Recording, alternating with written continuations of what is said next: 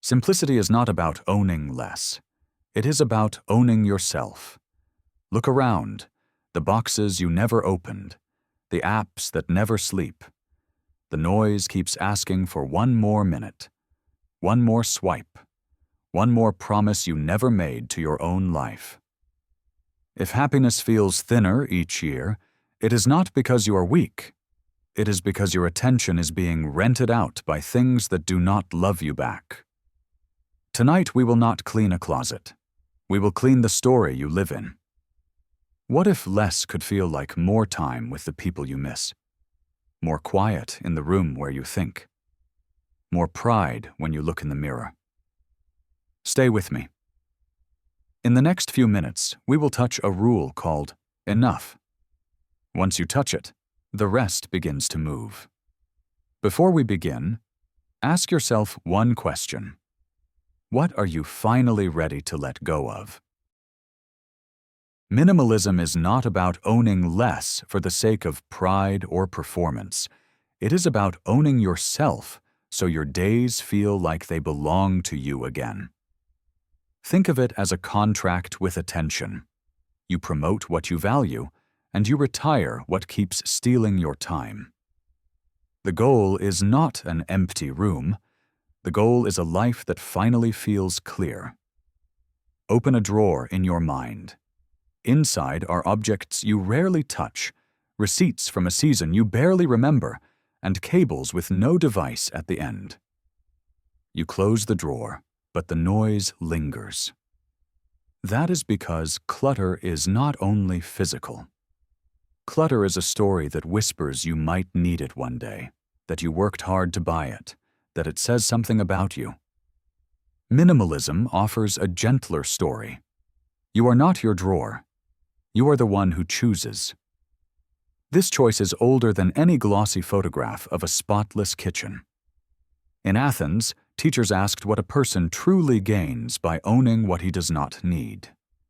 Socrates lived small, so the mind could live large. He pointed away from trophies and toward the soul. His example reminds us that every item on a shelf takes a little room from what could live inside the heart and the head. Then there was Diogenes, who stripped life to the frame. He refused the theater of status and revealed how often comfort becomes costume. His message was not a celebration of hardship. It was a protest against the weight of expectations that press on the spirit. He forced a simple question into the daylight. Are we arranging our lives for the neighbors to applaud, or for our own inner quiet to return? Epicurus offered a different door into the same house. He spoke about a steady kind of pleasure, the kind that does not collapse by evening. Bread that is good, company that is warm, days without fear. He did not worship luxury. He respected the kind of enough that leaves the heart calm. When cravings quiet down, peace has a chance to speak. Across the world, a similar truth formed in another language. Buddhism described the middle way. Not indulgence, not harsh denial. A life that notices desire and does not kneel to it. Impermanence is the teacher. Attachment is the trap. Mindfulness is how you loosen the knot that tightens every time you chase a new want. Taoism added its own lantern. Do not force the river. Let action flow like water around the rock. It is not laziness. It is the wisdom of doing the right thing in the right way at the right time. For centuries, religious life pressed this insight into daily practice. Monks and nuns stripped life to the essentials to find what cannot be bought. Vows of poverty were not a spectacle. They were a path to unburden the heart. No one needs a vow to live more simply, but their witness still speaks. Less is not a loss if less gives the soul room to breathe. History turned, machines sang. The factory produced more in a day than a village made in a season. A new deal with desire appeared. You can have it faster, you can have it cheaper, you can have it now. The reaction came from hands that still loved materials. The arts and crafts movement demanded honesty. Let wood be wood, let steel be steel, beauty without the extra ribbon. The next reaction came from the builders. Frank Lloyd Wright invited light and horizon to do the decorating. Mies van der Rohe carved away ornament so form could speak. Less is more can be a dangerous sentence when it becomes image over integrity, but in its best use it means this: strip what is false, so truth can be seen. After the wars, the world was loud. Minimalism rose in art and architecture as a way to breathe. Clean lines, clear planes, space that calms the nervous system. Then marketing found the look and sold it back to us. Minimalism became a palette to purchase and a perfection to display. If you have ever felt judged by a photograph of a home you cannot afford, you have met the costume. Real minimalism is not a color. It is a set of honest priorities. It looks different in a studio apartment than it does in a farmhouse. It looks different for a nurse on night shift than it does for a writer with a window. The principle holds. Promote what matters. Retire what does not. Underneath the history sits a practical engine. Human attention is limited. Each morning your energy wakes up like a small rescue team. You can send it to 100 false alarms or to the single fire that, once put out, saves the block. Minimalism is logistics for the soul. Fewer fronts, fewer leaks, fewer detours. When you reduce friction, the best of you arrives where you actually care. Starting is not about a grand gesture. It begins with noticing the hidden cost of more. More objects create more decisions. More decisions drain willpower. Drained willpower places you on autopilot. Autopilot steers you toward the life you never chose. That is the bill hiding in the drawer you keep shut. The first step is to see that bill clearly and decide you will stop paying it. There is also a useful paradox to respect. Less is not smaller, less is sharper. A single purposeful tool often beats a pile of dull blades. Minimalism can sound severe when described on paper, but good practice is kindness with edges. It is kindness to your future mornings that deserve an easy start. It is kindness to your real work that needs a clear table. It is kindness to the people who want your presence more than your presence. There is a personal reason this shift matters. The boxes you never opened are not just boxes. They are quiet promises you never kept with yourself. You promised to read that book. You promised to learn that instrument. You promised to wear that jacket to a life you never built. The guilt can be heavy. Minimalism lets you return those promises to the store. You do not owe a museum to a past version of yourself. You owe the current version of yourself a room where you can think and move. A fair question rises here. Is this only for people with money and space to spare? What about families who keep things because replacing them is hard? The answer is that minimalism is a scale, not a switch. It is not a demand to discard. It is permission to decide. You can practice in a thrift store when you choose quality that lasts. You can practice in a library when you borrow instead of buy. You can practice in a shared home when you claim a single surface as a sanctuary. The practice is the same at every income level. Choose on purpose. Keep what serves the life you are living, not the image you think you need to display. When this shift begins, even slightly, life starts to edit itself. Your home becomes easier to clean because there is less to move before you can begin. Your mornings become quieter because decisions were made once instead of made daily. Your thoughts grow stronger because attention finally has a place to stand. The change does not require perfection. It requires a handful of deliberate choices repeated over time. From ancient teachers to modern rooms, the chorus lines up. Socrates points to the soul. The Buddha points to the middle path.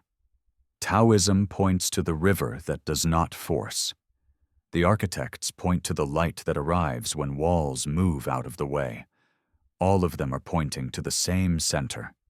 Make space for what is real and let the rest loosen its grip. Carry that picture forward for a moment. A room with a chair that fits your back. A window with a tree that reminds you seasons still turn. A table with one book you will actually read. A life that doesn't perform for applause because it fits you like a pair of shoes that have learned your steps. This is not deprivation.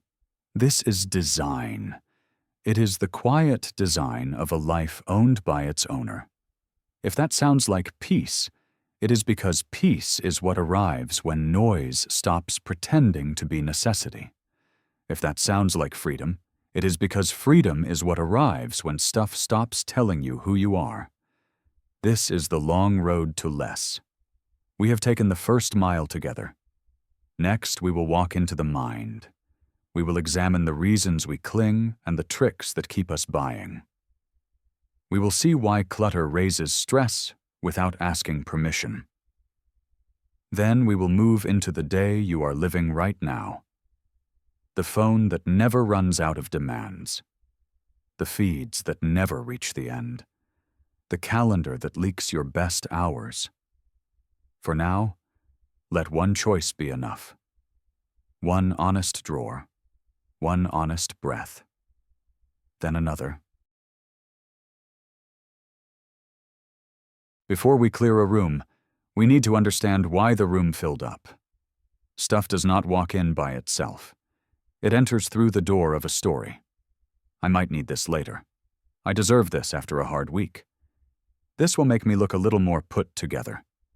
None of those sentences sound dangerous, yet repeat them enough times and they become the scaffolding of a crowded life. Minimalism does not begin with a trash bag. It begins with seeing the mind at work. Psychologists have a name for the way ownership changes perception. They call it the endowment effect. As soon as something is ours, we value it more than we did 5 minutes before. A mug on the store shelf is a mug. A mug in our cabinet becomes my mug. It picks up a layer of meaning that is not printed on the ceramic. That layer is sticky. It makes letting go feel like a loss, even when the object is not serving any real role. The mind whispers that selling it is wasteful. The mind never counts the rent that object charges in attention and space. There is another pull at work. We fold identity into our belongings. A jacket can feel like confidence. A book can feel like intelligence. A tool can feel like capability. Objects do not only do jobs, they often do signaling. They tell the world who we hope to be. No one is immune to this. The problem begins when the symbol replaces the practice.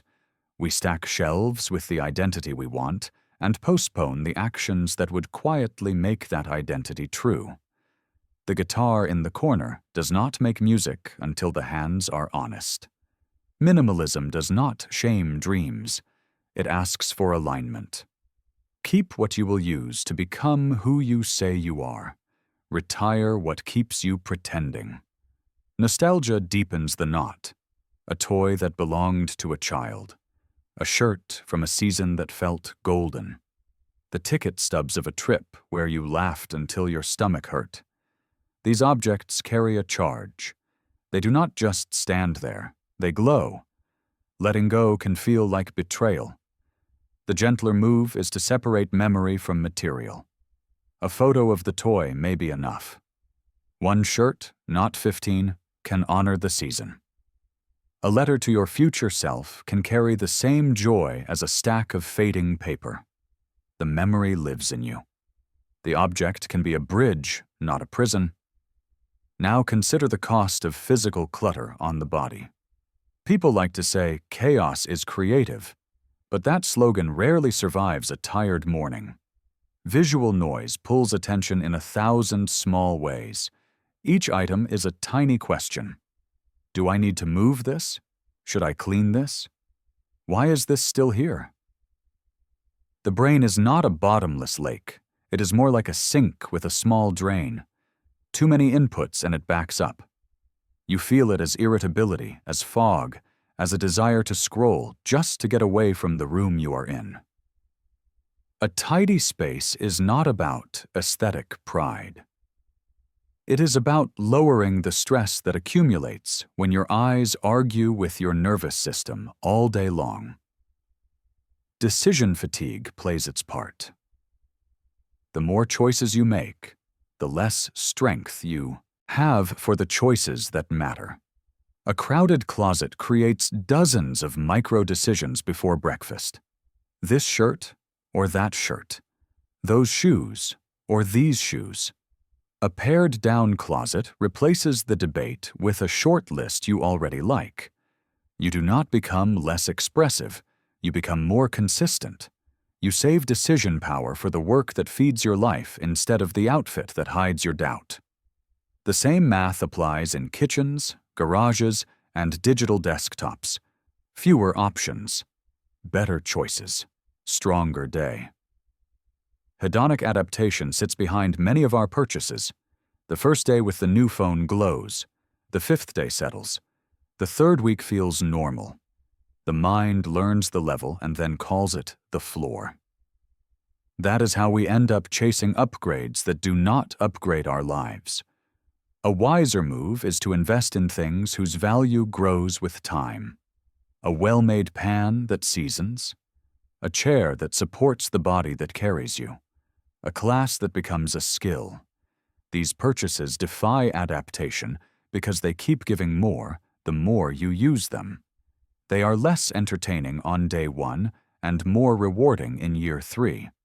All of this would be simpler if the world did not have a new kind of clutter. It is quieter than a pile of boxes and louder than a crowded basement. It is the feed in your hand, the endless column of almost interesting, the notification that calls your name with a tone designed to stir you even when you do not want to be stirred. Underneath is a variable reward loop. Sometimes the scroll gives you nothing. Sometimes it gives you a spark. The brain loves a lottery. You keep pulling the lever because once in a while it pays out. That is how minutes become hours. That is how hours become seasons you barely remember. Digital clutter is a special kind of thief because it looks like it weighs nothing. Yet it taxes the same systems as a room full of clutter. It loads the eyes, hijacks attention, fractures focus, then leaves a residue of anxiety that you mistake for the normal feeling of modern life. There is nothing evil about technology. There is something costly about letting every application decide when your day will bend. Minimalism in the digital age is not a rage against screens. It is a reclaiming of schedule and intention. One simple frame helps. Imagine you keep a noise budget. You set a daily limit for intentional distraction, not as punishment, but as a way to be the one who spends, rather than the one who is spent. You choose a window for messages. You reserve a single block for the sites that pull you in. When the budget is gone, the day returns to you. You will be surprised by what a scarce resource does. It makes you choosy. It makes you ask if the next swipe is worth the next 10 minutes. Sometimes it will be, many times it will not. Another helpful shift is the screen Sabbath. One stretch each week where you let the mind feel the earth again. No alerts, no news, no feed. Just a bit of boredom to reset the bar. Boredom is not a failure. Boredom is a tunnel. On the other side, you rediscover old pleasures that do not require a plug, a walk, a book, a conversation that wanders. The nervous system learns that quiet is safe. When quiet feels safe, you stop trying to drown it with noise. Identity, memory, stress, decision fatigue, adaptation, variable reward. This is the web that keeps a home full and a head loud. You do not cut through it by force alone. You cut through it with small, honest experiments that give you evidence. Try one drawer and notice the energy that returns. Try one app on a schedule and notice how your mood changes. Try choosing quality once and watch how the need to replace fades. Evidence builds trust. Trust allows you to go further without fear of deprivation. There is also grace in admitting that some seasons will be messy by necessity. A new baby, a move across town, an illness in the family. Minimalism is not a moral scorecard. It is a toolkit. Use what helps and ignore what does not. If you only have the energy to keep one surface clear, make it the one you work on or the one you gather around at dinner. If you can only limit one category of digital noise, make it the one that most often steals your sleep. Precision beats purity. As you work with the mind rather than against it, something interesting happens. The same psychology that once filled the room begins to work in your favor. The endowment effect can be harnessed for habits. Once a space is calm, you value the calm because now it is yours.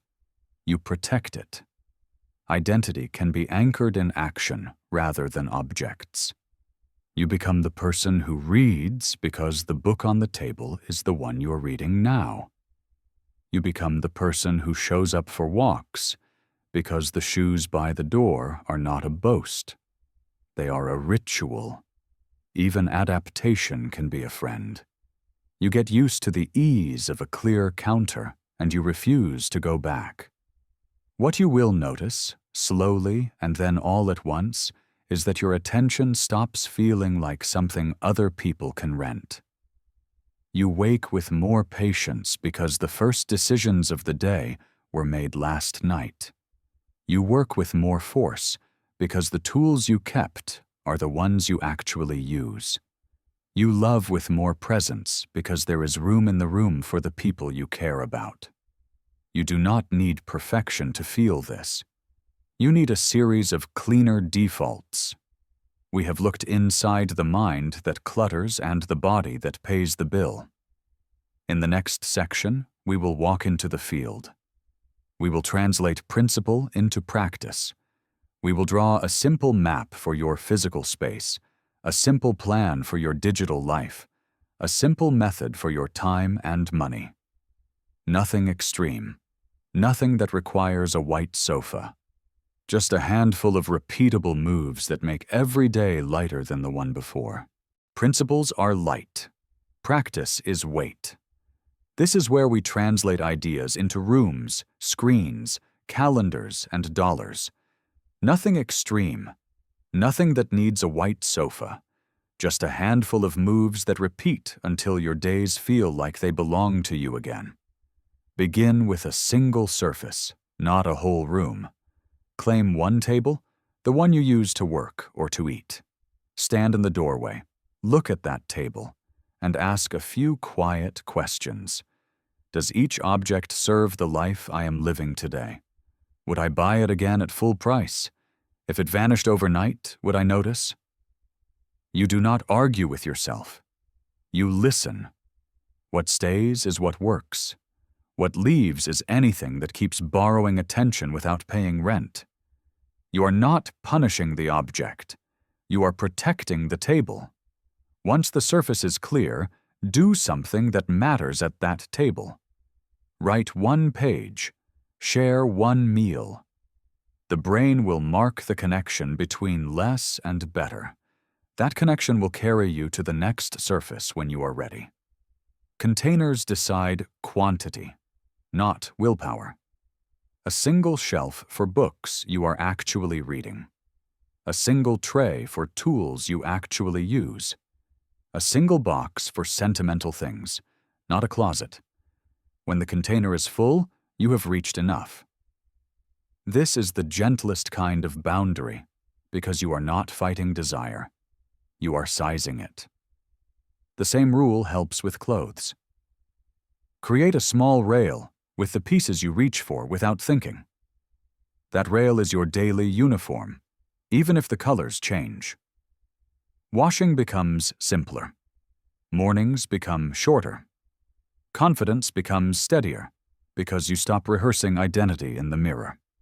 Keep a promise called one in and one out. When a new item enters, an old item leaves the same day. The rule is not a punishment. It is a rhythm that keeps the tide from creeping back in. When you cannot honor it, pause the purchase. If it still matters in 30 days, it will matter more, not less. That is how you respect both the money you trade for things and the space you live inside. Now shift from wood and fabric to glass and pixels. Digital minimalism begins with a clean entrance. Empty the phone's home screen. Place only the tools that earn you back time. Move every other app to a second page or into folders you do not see by accident. Turn off push notifications for anything that is not a person you love or a task that will cost you if missed.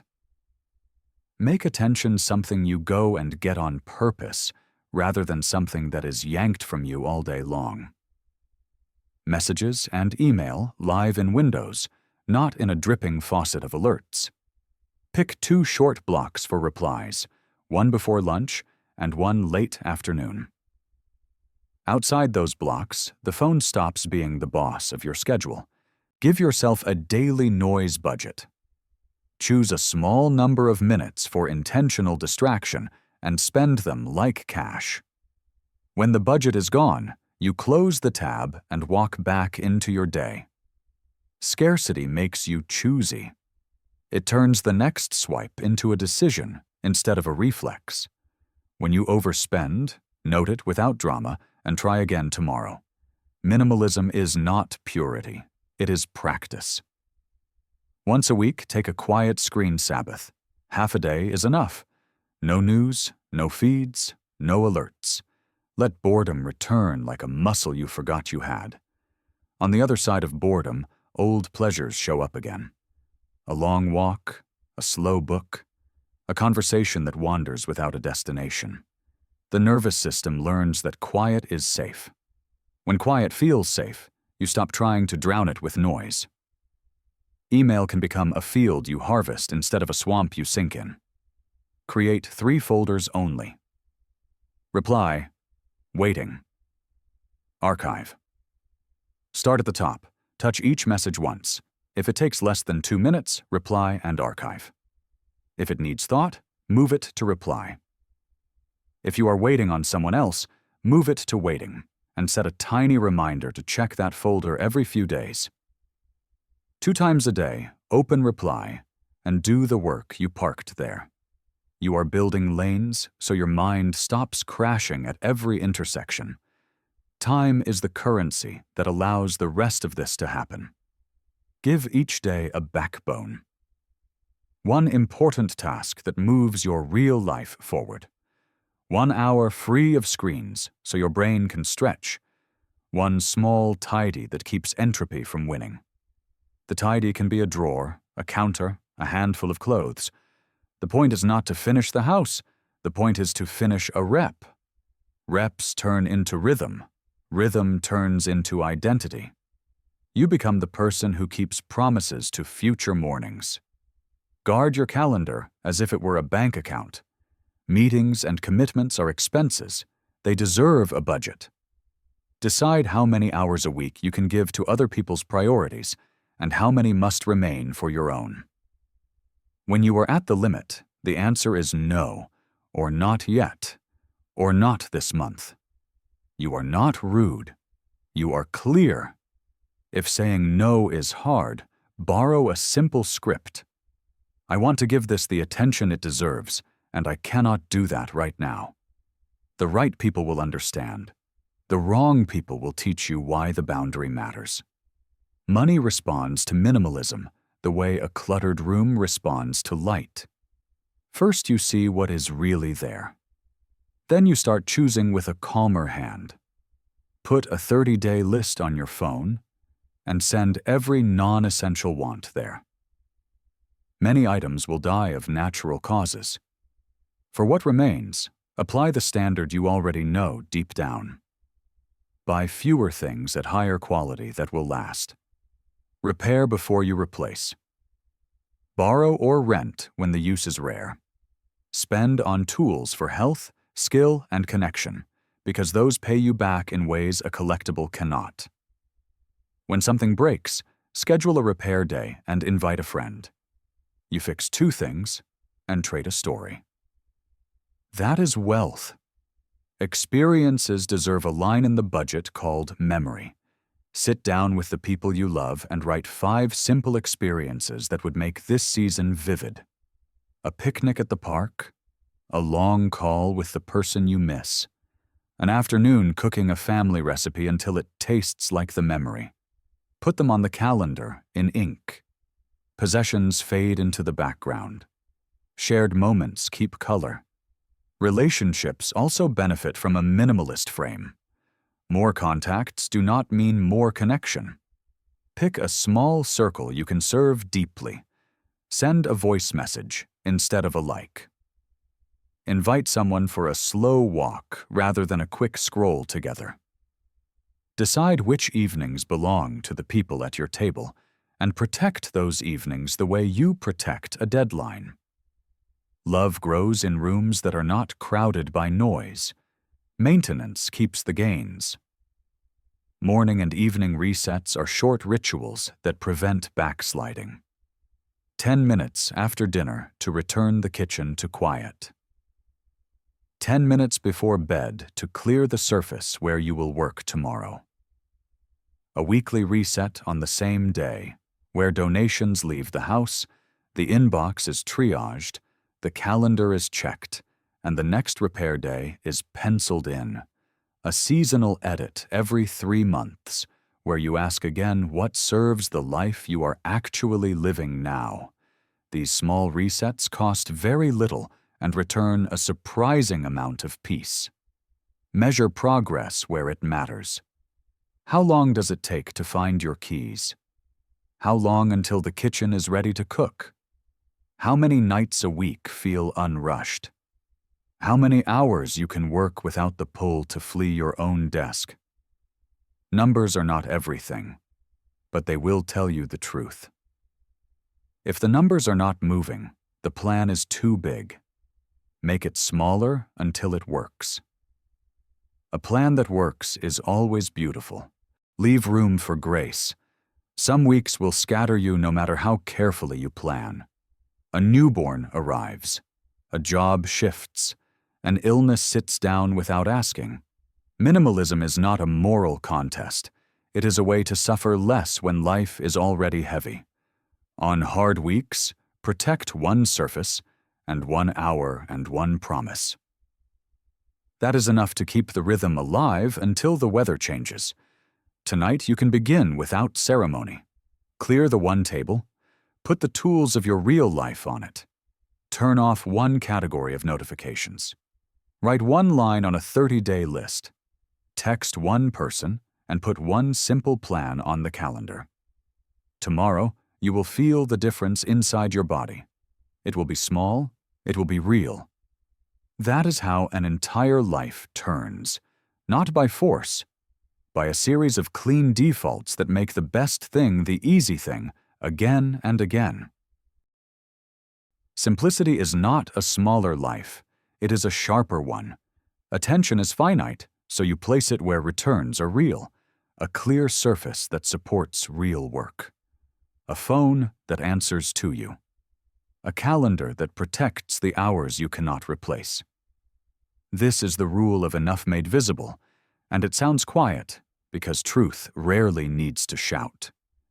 Picture a morning that begins without a scramble. Fewer choices at the closet. Fewer pings in the hand. You sit at the one table you cleared last night, and the tools you need are already there. You finish the task that moves the week forward. You are not chasing a better version of yourself. You are keeping a promise to the one who woke up today. Tonight you begin the 7-day reset. One surface cleared, one category of notifications off, one purchase moved to a 30-day list, one person put on the calendar for a real conversation. Tomorrow the room will feel a fraction lighter and the mind a fraction steadier. In a month, the fractions will add up. Simplicity is the ultimate sophistication because it lets what matters be seen. Not more. Enough. And enough is the ground you stand on while the world keeps moving.